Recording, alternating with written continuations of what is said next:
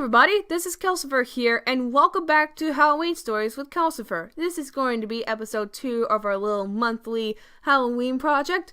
For those of you just now tuning in, on Wednesdays, we would do a little read-through of a creepy little story, and we would also do a speed paint based around that story.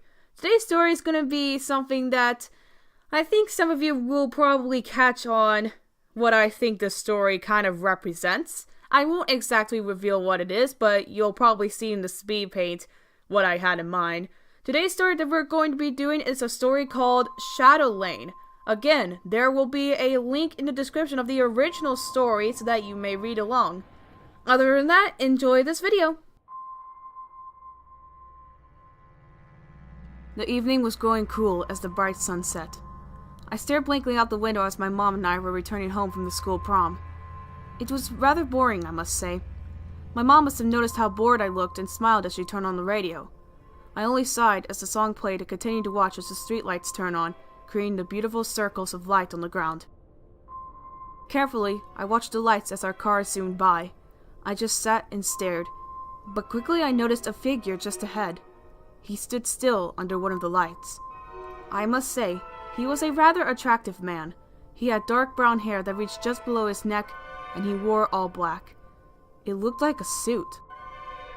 I watched him as our car moved by, and I knew he was watching me. He had a slight smile on his lips. I gulped and waved as he quickly became a silhouette in the growing darkness.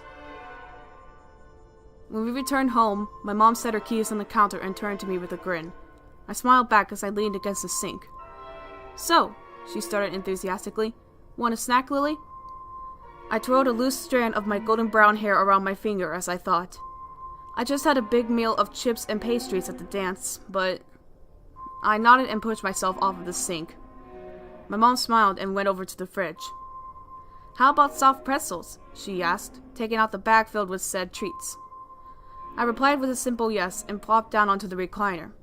I grabbed the remote and turned on our medium-sized flat screen. "Is there anything on?" "Not really," I replied, continuing to pass through channels. "Lily, turn on the light. You'll get a headache." I nodded, agreeing. I scooted over to the light and flicked the switch, sending bright beams of light through the small room. "Hey, Mom?" I began as I looked back to the television. "Yes?" she asked as she waited for the pretzels to finish. "Where is John?" Mom looked back at me with her arms crossed. "John is staying over at his friend's place.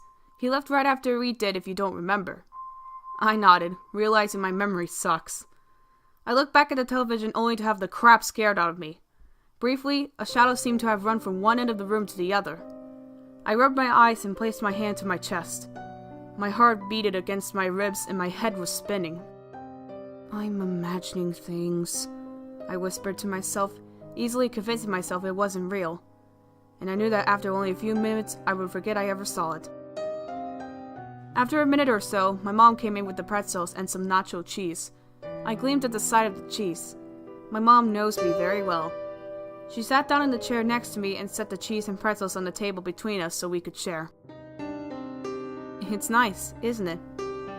I nodded as I didn't have the ability to speak at the moment, my mouth being full of pretzel. She shook her head with a chuckle.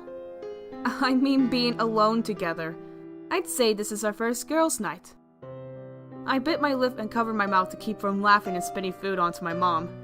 After having a little conversation about the party, I got a quick chill. Mom must have noticed because she went over to check the temperature. "What the heck?" I asked aloud. Mom looked at me and then back to the thermostat. "Why did I get that weird feeling?" I asked. A quick feeling of panic ran through me. I got a feeling someone was standing directly behind me. But that wasn't possible. I was sitting on the recliner, which was right against the wall. And not only that, it was only Mom and myself home at the time. As if reading my mind, whatever was there stroked the back of my neck, making me inhale sharply. I told myself over and over there was nothing there. We were alone. But it refused to let me think so and kept messing with me. Mom sat back down as if nothing was there. "Mom?" I squeaked out. She looked at me with a funny face as I grew paler and paler as the thing kept touching me. My hair, and mainly my neck. Mom. Yes? What's wrong? Are you sick? She asked, clearly concerned, but not for the right reason. Before I knew what was happening, cold hands wrapped around my neck. I gasped in terror at what was happening. Mom shot out of her seat and ran over to me. She was shouting, but my ears were plugged up. I couldn't hear anything but my own struggles to breathe. As soon as everything went black, I felt my eyes open, and I was staring at the roof of my bedroom. It was 8. It was dark out, and I was in my pajamas. Was all I could choke out as I realized I must have been dreaming. I was feeling paranoid now. I looked around my dark room at all of the shadows. The shadows where monsters were said to live when you were a child. I suddenly got scared and flicked on my light. I felt a wave of relief flood over me as the room became brightly lit. I fell onto my back with a sigh as I closed my eyes. I suddenly became very tired as I forgot about the strange dream that had previously held so much fear. After a bit of light napping, I felt something tickle my foot, and on instinct began giggling. I sat up and looked at my foot. Nothing was there.